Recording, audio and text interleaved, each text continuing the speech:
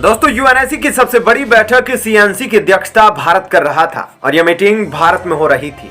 लेकिन यह बैठक 1 महीने तक चली और डिफरेंट देशों के साथ चली।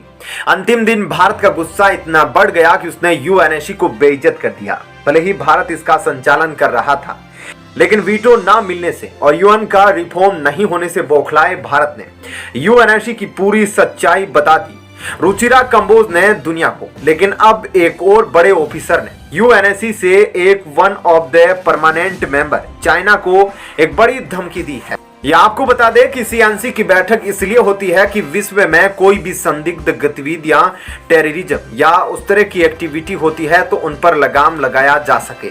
लेकिन चाइना जिसके पास वीटो है, जो कि एक परमानेंट मेंबर है और वहीं भारत के साथ संदिग्ध गतिविधियां कर रहा था, तो भारत को आखिर गुस्सा क्यों आया इस मीटिंग में? और उसने गुस्सा साफ जाहिर कर दिया कि चाइना भारत को परेशान करने के लिए कभी लद्दाख में तो कभी इंडियन ओशियन में तो कभी त्वांग कांड जैसे कारनामे भारत के साथ वह करता रहता है।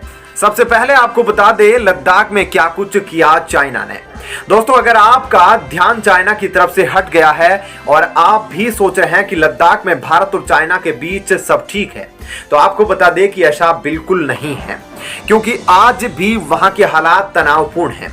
पर दोनों देशों की सेनाएं कुछ ही दूरी पर टैंक, तोपें, ड्रोन्स, फाइटर जेट और बाकी सभी हथियारों से लैस एक दूसरे के साथ मोर्चे पर तैनात हैं। ऐसा इसलिए क्योंकि भारत और चीन के बीच जो डिसएंगेजमेंट प्रोसेस शुरू हुआ था आज भी अपनी पहली स्टेज पर ही है और भारत की वार्निंग के बाद भी चाइना बस पेंगोंग से ही पीछे हटा था, जबकि बाकी जगहों पर चाइना का स्टैंड ऑफ आज भी बरकरार है। इसलिए अब तक भी भारत सरकार ने चाइना के प्रति थोड़ी सी भी नरमी नहीं दिखाई, फिर चाहे उसके ऐप्स को भारत ने बैन क्यों ना कर दिया हो, उसके निवेश को रोकना हो। आज भी भारत सरकार चाइना पर पहले की तरह ही कार्रवाई कर रही है, जो कि तब तक खत्म नहीं होगी जब तक चाइना की people liberation army disengagement process को खत्म करके सभी जगह से पुट बैक नहीं लेती। और यही बात लगातार भारत सरकार अपने एक्शन से शो कर रही है, जैसे कि जरूरत के समय भी चाइना से मदद स्वीकार ना करना और चाइना के साथ अलग अलग तरह के इंपोर्ट और एक्सपोर्ट को कम करके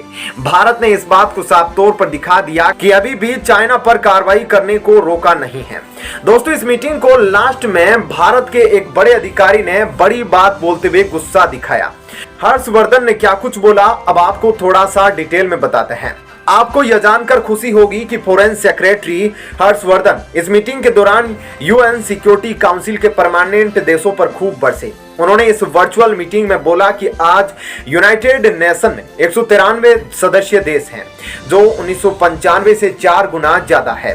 लेकिन नैरो रिप्रेजेंटेशन और जो कुछ देशों को प्रिविलेज मिले हैं, वह यूनाइटेड नेशन की इस प्राइमरी डिसीजन मेकिंग बॉडी की क्रेडिबिलिटी एंड इफेक्टिवनेस यानी कि यूएन सिक्योरिटी काउंसिल की विश्वसनीयता और स्वभाव पर सवाल उठाते हैं। हर्षवर्धन ने आगे कहा कि यूएनएससी की परमानेंट कैटेगरी में अफ्रीका की कोई रिप्रेजेंटेशन नहीं है, जबकि आमतौर पर हर बार या फिर अफ्रीका के मसले पर डिस्कस होता है। इसका क्या स्पष्टीकरण है? उन्होंने पेंडेमिक के दौरान भारत द्वारा 150 से ज्यादा देशों को कोविड वैक्सीन, फार्मास्यूटिकल और बाकी की मेडिकल इक्विपमेंट भेजने के बारे में बताया और यूएन सिक्योरिटी काउंसिल के एक परमानेंट मेंबर के रूप में भारत ने दावेदारी पेश की। इसके साथ ही हर्षवर्धन साहब ने अपने संबोधन में यह साफ कर दिया कि अब तो यूएन सिक्योरिटी काउंसिल में रिफॉर्म लाने का सही समय आ गया है। दोस्तों, ऐसे में इस खबर के बारे में आपकी क्या राय है? आपको क्या लगता है कि कभी ये सारे परमानेंट देश आपको यूएन सिक्योरिटी काउंसिल का परमानेंट सदस्य बनने देंगे या नहीं? इस बारे में कमेंट करके जरूर बताएं। और अब आपको बताते हैं ऐसी ही एक और बड़ी खबर। दोस्तों, क्या आपने कभी सोचा है कि अगर भारत को वीटो ना दे पाए चीन, तो भारत क्या करेगा? नहीं सोचा ना? तो आपको बता दें कि अब जो G20 की मीटिंग भारत में होने वाली है, उस मीटिंग में भारत एक बड़ा प्रस्ताव रखने जा रहा है और उस प्रस्ताव में यह रहेगा कि G20 को उतनी ही पावर मिले जितनी यूएनएससी को है। दोस्तों, क्योंकि G20 भी एक ऐसी मीटिंग होती है जिसमें अर्थव्यवस्था की मीटिंग होती है। दुनिया के काफी सारे ऐसे मुद्दे होते हैं जो ज्वलंत होते हैं और अर्थव्यवस्था को इंप्रूव करने के लिए इस मीटिंग को किया जाता है। और उसके अलावा अर्थव्यवस्था कितनी महत्वपूर्ण है। जलवायु परिवर्तन को लेकर भी इसमें काफी सारे मुद्दों पर बात की जाती है। ऐसे में आप समझ सकते हैं कि अर्थव्यवस्था जो किसी देश की आर्थिक स्थिति का व्याख्यान करती है, उसमें अमीर या गरीब देश का बखान होता है दोस्तों। और इसी बीच अब ऐसे देश जो G20 में शामिल है वो डेवलप है, और जो चीन से और ब्रिटेन से भी ज्यादा डेवलप हो सकते हैं। लेकिन दोस्तों UNSC में उन्हें कुछ दुश्मनों की वजह से वीटो नहीं मिल पाती, और इस वजह से वे सारे देश अब एकजुट होकर G20 में भी कुछ इस तरह से चर्चा करेंगे ताकि उन्हें भी या तो UNSC में वीटो मिले या फिर G20 की पावर को बढ़ाया जाए। क्योंकि यह जो 5 देश जिनके पास वीटो है, यह काफी पुरानी बात हो गई है दोस्तों। अब 2023 आ गया है और बहुत कुछ बदल गया है, तो क्यों ना UNSC में नंबर ऑफ कंट्रीज बढ़ाई जाए और UNSC में जिन्हें परमानेंट सदस्यता मिले। हम पूछते हैं उन 5 देशों से जो कि अपने स्वार्थ के लिए वीटो रखते हैं और उनका गलत इस्तेमाल करते हैं। अब क्यों ना बड़े बड़े डेवलप देश जैसे कि ब्राजील, इंडिया, ऑस्ट्रेलिया, जर्मनी को भी वीटो के लिए उन्हें परमानेंट सदस्यता दिलाई जाए।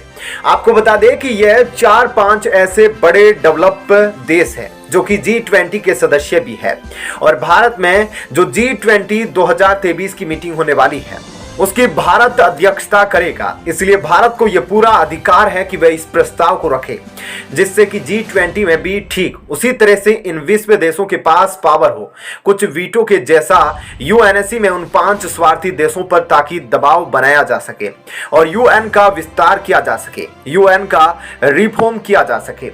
एक और चीज आपको बता दें कि भारत ने अभी हाल ही में 33 महीने का रिकॉर्ड तोड़ा है और चीन को पछाड़कर भारत ने एक बड़ा इतिहास रचा है, और चीन अब भारत से 10 साल पीछे चला गया है। यह आपको थोड़ा सा ब्रीफ में बताते हैं दोस्तों। जो पिछले 10 साल में नहीं हुआ था वह अब चाइना को देखना पड़ रहा है।